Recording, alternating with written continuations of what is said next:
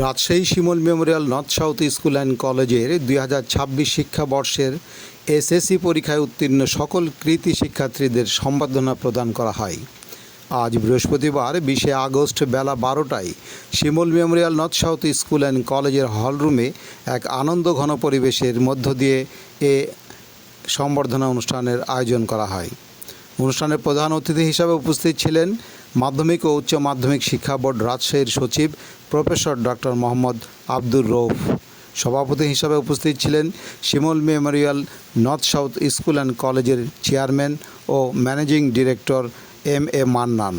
আয়োজক ছিলেন Shimul memorial north south school and কলেজের নির্বাহী পরিচালক নাজমা রহমান। অনুষ্ঠানের আহ্বায়ক ছিলেন অধ্যাপক বিরাজ আহমেদ। সম্বর্ধনা অনুষ্ঠানে বক্তারা বলেন, সম্বর্ধনা অনুষ্ঠান শেষে মনোজ্ঞ সাংস্কৃতিক অনুষ্ঠানের আয়োজন করা হয়। শিক্ষার্থীরা, আমি তোমাদেরকে অভিনন্দন জানাই। চমৎকার কৃতিত্বের স্বাক্ষর তোমরা লিখেছ। তোমাদের এই পথটা খুব মসৃণ ছিল না। কেউ 12 বছর, কেউ 13 বছর, কেউ 14 বছর পর তোমরা এসএসসি পাস করেছ। আমি শুধু তোমাদেরকে বলতে চাই, এসএসসি পাশের এই সার্টিফিকেটটা তোমার শিক্ষা জীবনের গন্তব্য নয়, এটা তোমার শিক্ষা জীবনের অত্যন্ত গুরুত্বপূর্ণ একটি স্টেশন। সুতরাং এই স্টেশন থেকে তোমার গন্তব্যে পৌঁছানোর জন্যই শিমুল মেমোরিয়ালের চেয়ারম্যান স্যার, নির্বাহী পরিচালক ম্যাডাম আমাদেরকে সাথে নিয়ে তোমাদেরকে বিশ্বমানের করে তৈরি করার চেষ্টা করেছেন। তোমরা মাতর বদনখানি মলিন হলে আমি নয়ন জল আসি আমাদের জাতীয় সঙ্গীত। চল চল চল ঊর্ধ্ব গগনে বাজে মাদল, নিম্নে উতলা ধরণী দল, চল রে চল আমাদের রণসঙ্গীত। যে জাতির কাছে জাতীয় সঙ্গীত দেশপ্রেমে উদ্বুদ্ধ করতে শেখায় আর রণসঙ্গীত জীবনের গতিকে ত্বরান্বিত করতে শেখায়, সে জাতির পেছনে কোনো ভয় আছে কি? সেই জাতির সামনে এগিয়ে যাওয়া রোধ করে এখন সাধ্য কি আছে? সুপ্রিয় উপস্থিতি, with due respect to the dignitaries presented here, our honorable chief guest, Professor Dr. Mohammad Abdul Rauf sir, Secretary and Intermediate Secondary Higher Secondary Board of Education, Rajshahী।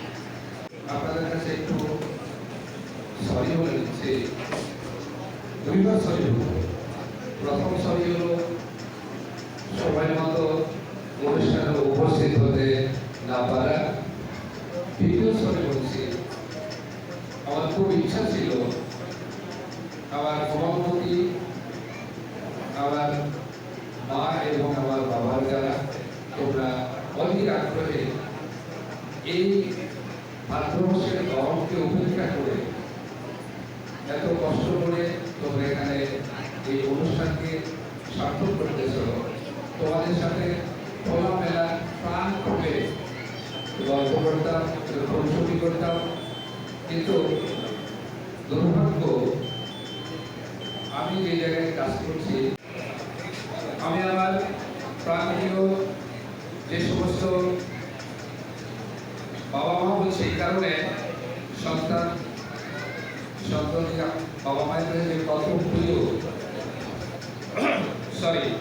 যখন তোমরা বাবা মা হবে, অবশ্যই একদিন হবে, সেদিন তোমরা বুঝতে পারবে যে একটা সন্তানের প্রতি বাবা মার কত আদর, কত তাদের পরিশ্রম। তোমরা দীর্ঘ 10 বছর পরিশ্রম করে তোমরা কাঙ্ক্ষিত ফলাফল অর্জন করেছ। এর জন্য তোমাদেরকে রাজশাহী শিক্ষা বোর্ডের পক্ষ থেকে প্রাণ ঢালা অভিনন্দন। পাশাপাশি এই ভালো ফলাফলের জন্য যে কৃতিত্বের দাবিদার, যে কারিগরদের শিমুল মেমোরিয়ালের শিক্ষক মন্ডলী, সর্বোপরি আমার শ্রদ্ধেয় বড় ভাই বলবো ম্যানেজিং ডিরেক্টর মান্নান সাহেব, পাশাপাশি যার বক্তব্য শুনে আমি বুঝেছি শিমুল মেমোরিয়াল এত এত উচ্চ পর্যায়ে এত শর্ট টাইমে কিভাবে এই সফলতা অর্জন করেছে, যার পিছনে ওনার মেধা শ্রম যে উনি প্রপারলি ইউজ করেছেন। আসলে উনি একজন মেধাবী, আমি তার বক্তব্য সেটা প্রমাণ পেয়েছি। তিনি হলেন অত্র কলেজের অধ্যক্ষ মহোদয়। আমি যেটা বলতে চাচ্ছি, তোমরা যারা ভালো ফলাফল করে এসএসসি সম্পন্ন করলে, এইচএসসিতে তোমরা অবশ্যই তোমাদের কাঙ্ক্ষিত ফলাফল যেন তোমরা অর্জন করতে পারো, সেই বিষয়টা একটু মাথায় দিতে হবে। সেই ফলাফলটা তোমরা কিভাবে ভালো করবা, তার জন্য প্রথম প্রায়োরিটি হওয়া উচিত ক্লাসমুখী শিক্ষা ব্যবস্থা, যেটা অধ্যক্ষ মহোদয় একটু বলেছে। আমি সেই সম্পর্কে একটু কথা বলতে চাচ্ছি। আমার জীবনের একটা দৃষ্টান্ত উদাহরণ আছে। সৈয়দপুর কারিগরি কলেজ, এখন সম্ভবত বিজ্ঞান কলেজ নামে পরিচিত, যে কলেজে প্রতি বছর বুয়েটে মিনিমাম 25 থেকে 30 জন স্টুডেন্ট চান্স পায়, মেডিকেলে 40 আওয়ার। তাদের যারা একটু দুর্বল তারা সবাই ইউনিভার্সিটিতে পড়াশোনা করে। রাজশাহী ইউনিভার্সিটিতে হয়তো বা অল্প সংখ্যক, কিন্তু ম্যাক্সিমামই থাকে হলো ঢাকা বিশ্ববিদ্যালয়। এটার কারণ, এই সফলতার কারণ হলো ক্লাস নির্ভর শিক্ষা ব্যবস্থা তাদের ওখানে পুরোপুরিভাবে পালন করা হয়।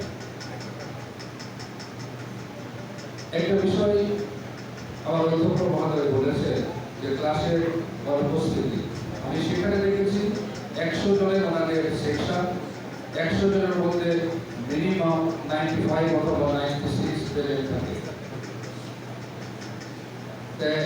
এইটা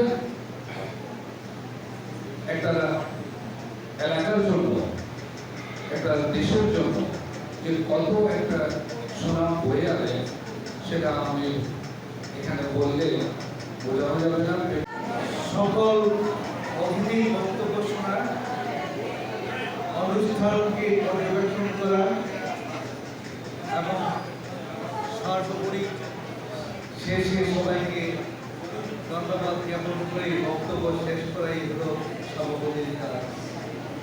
আমি সময় বেশি নিচ্ছি না, কারণ আমার সময় এখন বেশি নেওয়া ঠিক হবে না। আপনারা অনেকেই অনেক আগে এসছেন, এখন লাঞ্চের টাইম পার হয়ে যাচ্ছে। আমি সেই দিকে না গিয়ে বরং প্রিয় শিক্ষার্থীরা যারা 2026-এ এসএসসি পরীক্ষায় কৃতিত্বের সঙ্গে তোমরা এসএসসি পাস করে এখন তোমরা কলেজে পদার্পণ করবা, তোমাদের জন্য শুধু আমাদের পক্ষ থেকে আন্তরিক এবং একজন শিক্ষক হিসেবে তোমাদের প্রতি আমাদের উদ্দেশ্য একটাই, সেটাই হবে যে তোমরা সবাই যারা এইবার উত্তীর্ণ হয়েছ, প্রত্যেকেই তোমাদের জীবন অর্থপূর্ণ হোক এবং গুরুত্বপূর্ণ হোক, এবং একটা এমন একটা জার্নি শুরু করো যেখানে তোমাদের থাকবে আনন্দ,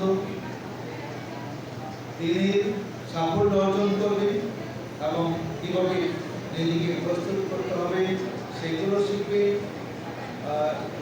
আমাদের একজন কবি জীবনানন্দ দাশ বলেছিলেন যে মানুষের মৃত্যু হলে তবু মানব থেমে যায়। মানুষ তার আদর্শ, সৃষ্টি এবং সমাজের প্রতি দায়বদ্ধতা, এটাই মানুষকে বাঁচিয়ে রাখে।